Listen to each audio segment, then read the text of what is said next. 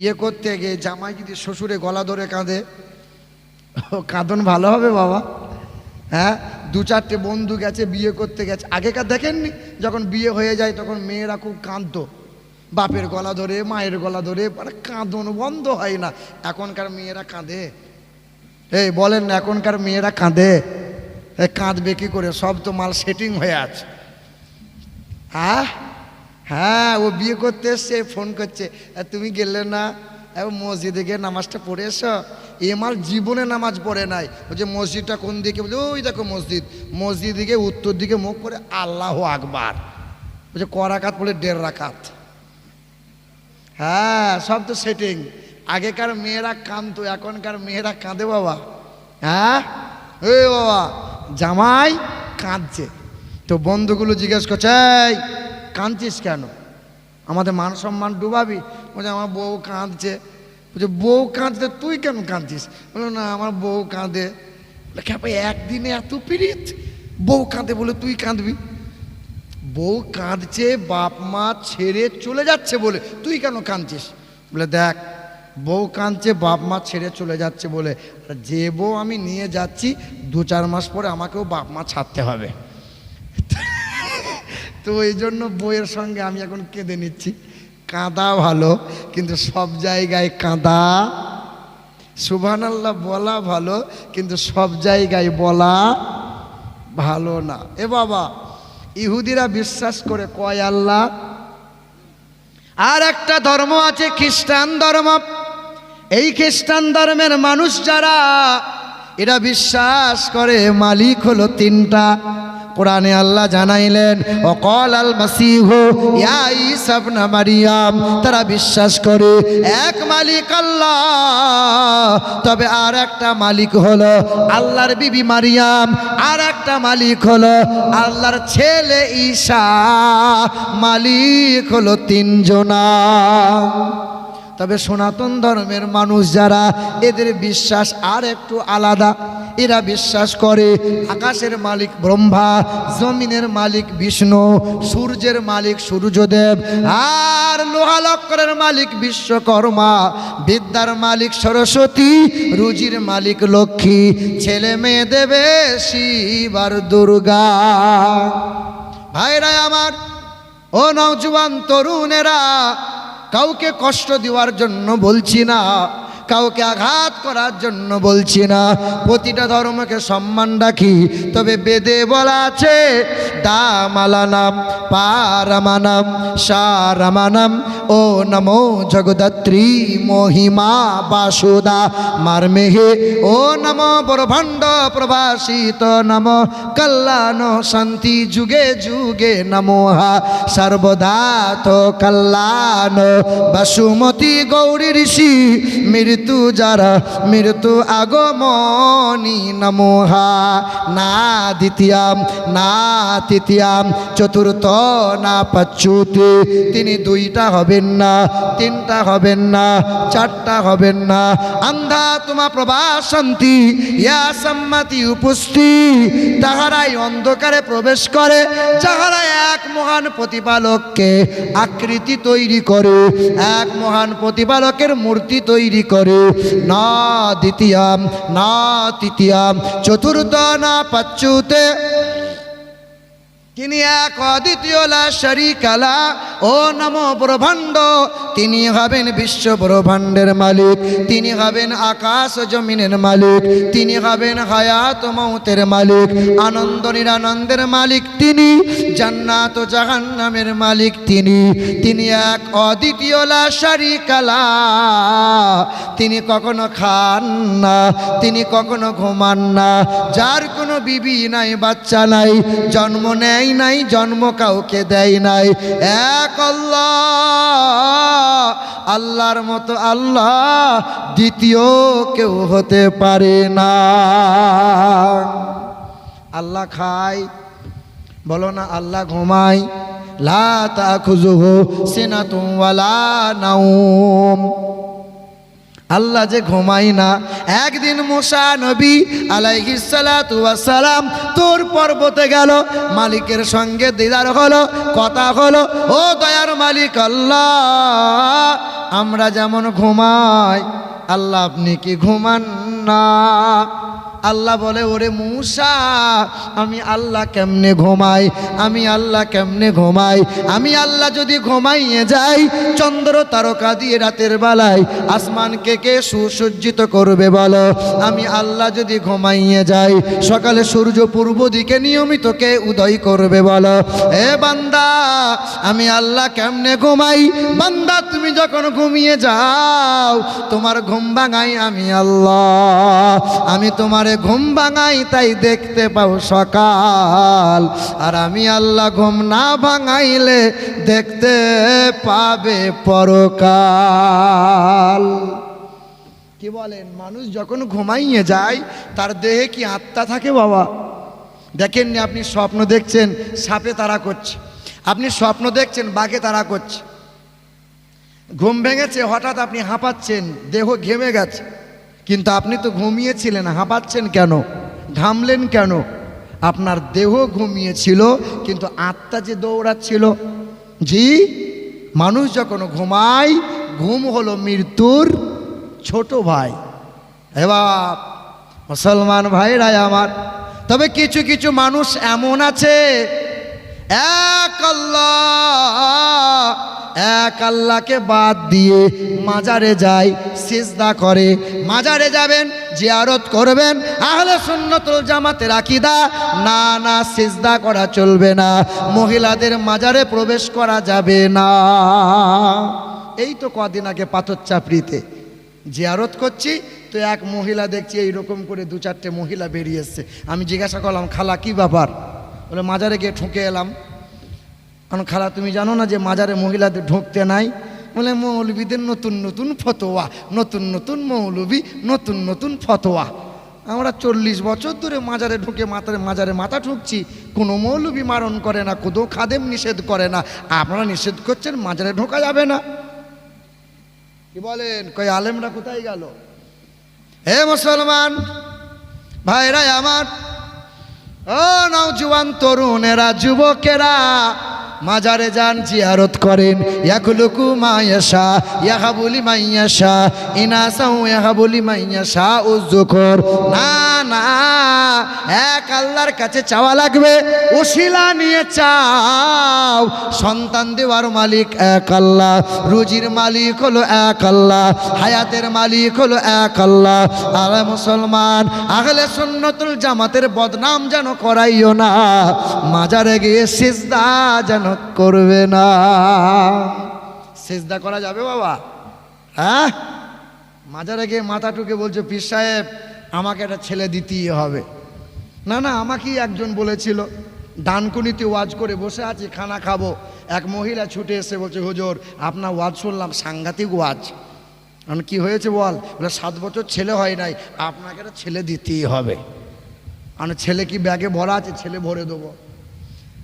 বলেন না, চাইতে হবে কার কাছে? এ মুসলমান, নেক কাজ করো, নেক কাজের ওসিলা নিয়ে চাও। আমার মাদ্রাসা, জানেন, মাদ্রাসার ছেলেরা আমাকে একদিন বলছিল, হুজুর একবার দীঘা নিয়ে যাবেন? তাই আমি বললাম, বেশ নিয়ে যাবো। যে হুজুর, দীঘা কোনো দিন দেখি নাই, লাল না সবুজ। আমি, বেশ দেখাবো। দেখবেন মাদ্রাসার ছেলে যারা হয় একটু দুষ্টু টাইপের হয়, দেখবেন আপনারা। আমিও মাদ্রাসার ছেলে একদিন ছিলাম। মাদ্রাসার ছেলে যারা হয়, এই দুষ্টু ছেলেরা যখন মাদ্রাসায় কোরআন পড়া শুরু করে দেয়, কোরআনের স্পর্শ পেয়ে এই ছেলেটা আল্লাহওয়ালা হয়ে যায়। হয় কি হয় না? কোরআনের স্পর্শ পেলে দাম বাড়িয়ে দেয় কে? আজ জিরো আছেন, কোরআন বুকে তুলে নেন, হিরো বানিয়ে দেবে কে?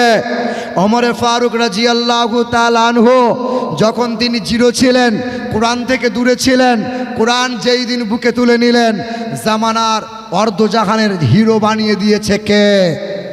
আজ আমরা জিরো না হিরো? বলো না, হিরো। মুতে পানি লাই না, যে হিরো। ছি ছি ছি ছি, জিরো। আমরা জিরো। মার খাচ্ছে কে? বলো না, মার খাচ্ছে কারা? লাঞ্ছিত কারা? ষষ্ঠ কোরআন পেলে, ষষ্ঠ নবী পেলে, ষষ্ঠ উম্মত হলে, ষষ্ঠ মানুষ হলে তোমরা, আর ষষ্ঠ মালিক পেলে, এত বড় মালিক পেয়ে, এত বড় কোরআন পেয়ে, এমন নবী পেয়ে, আর এমন জাতি হয়ে গোটা বিশ্বের জমিনে মার খাচ্ছ, এটা কি মনে হয়? মুসলমানরা বলছে আল্লাহ দেখতে পাচ্ছে না, আর কেউ বলছে আল্লাহ চোখ নাই, এমন হচ্ছে মুসলমানদের। তুমি মুসলমান আছো বাবা? বলো না, মুসলমান আছো? নামাজ নাই, কুল নাই, কলমা নাই, পিশাব করে পানি নাই, দাম্পত্য জীবনের মধুর মিলনের পরে ফরজ গোসল নাই, নাপাক অবস্থায় জিয়াগঞ্জ আজিমগঞ্জ ঘেঁটে দিচ্ছ।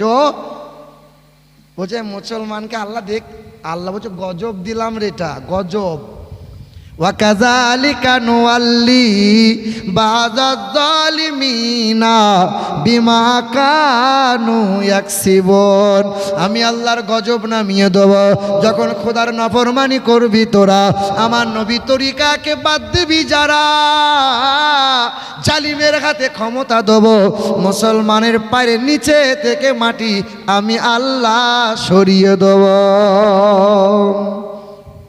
তবে নওজোয়ান যুবক যারা, তোমরা যেমন জালসা দিচ্ছ বাবা, আগামীতেও তোমাদেরকেই সচেতন হওয়া লাগবে, তোমাদেরকেই বেশি বেশি পরহেজগার হওয়া লাগবে।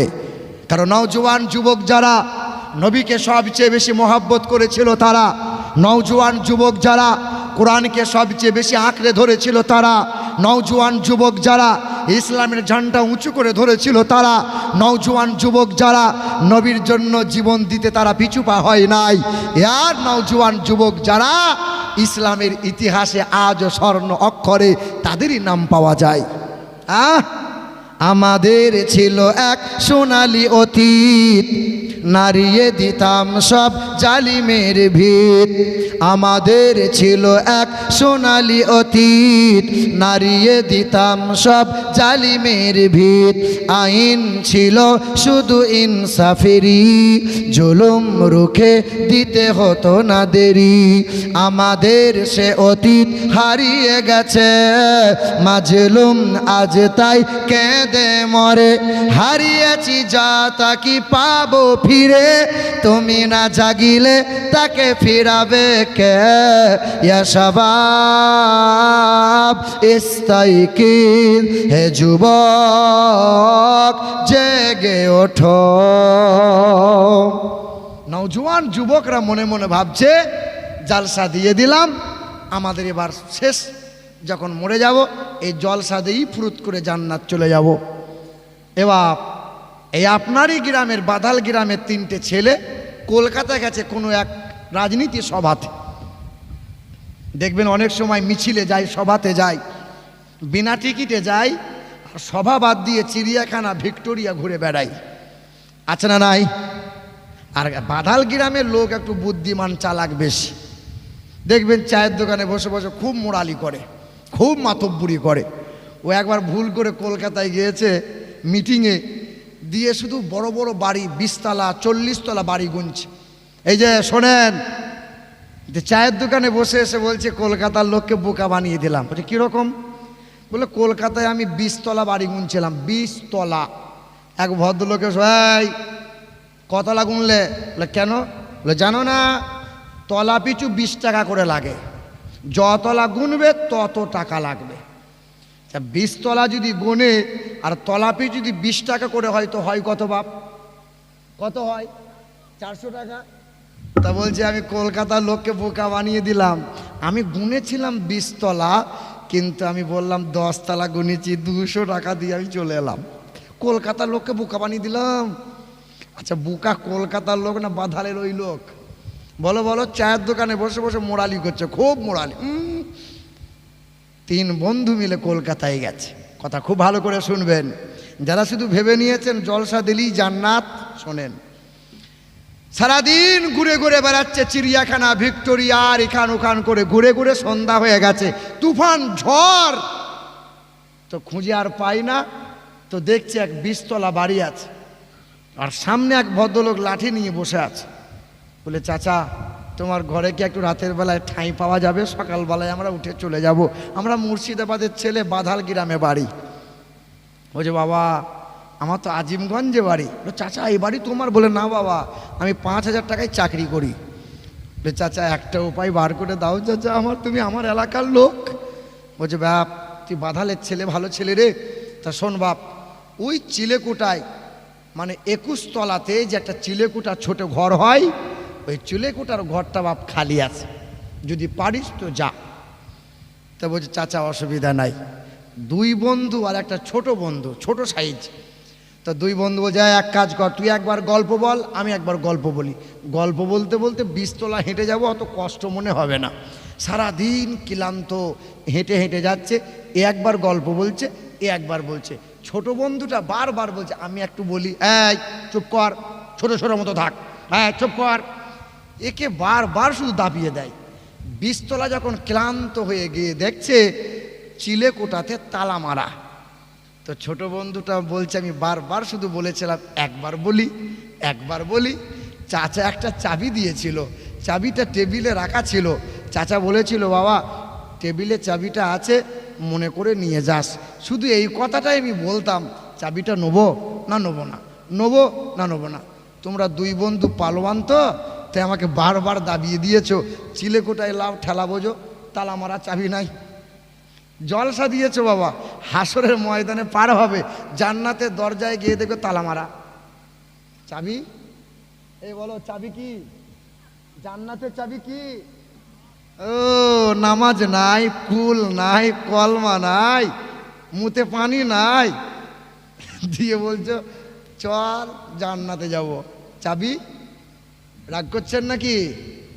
না 2য় বছরে আমাকে আর ছেলেরা ডাকবে না, সেটা আমি বুঝে নিয়েছি। এ বাবা একবার মোহাব্বতে দরুদ শরীফ আল্লাহুম্মা সাল্লি আলা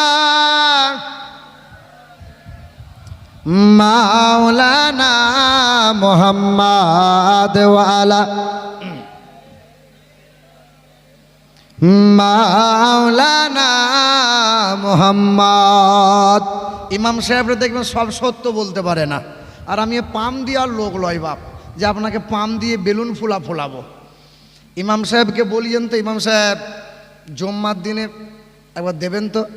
ইমাম সাহেব দাঁড়িয়ে যায়, যারা সুদ খায় তাদের বাড়ি আমি ইমাম সাহেবের খাবার খাওয়া যাবে না, যারা লটারি কাটে তাদের ঘরে আমি পালি খাবো না, যারা মদ খায় তাদের ঘরে পালি আমার খাওয়া যাবে না, যারা বাপ মাকে খেতে দেয় না তার ঘরে আমি খাবো না।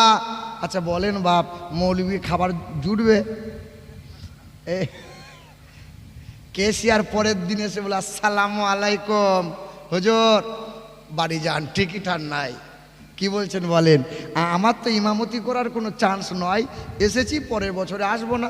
কি বলেন বলেন? এবার রাগ করছেন নাকি? রাগ করছেন? কই দেখি তো, নারে তাকবীর। না না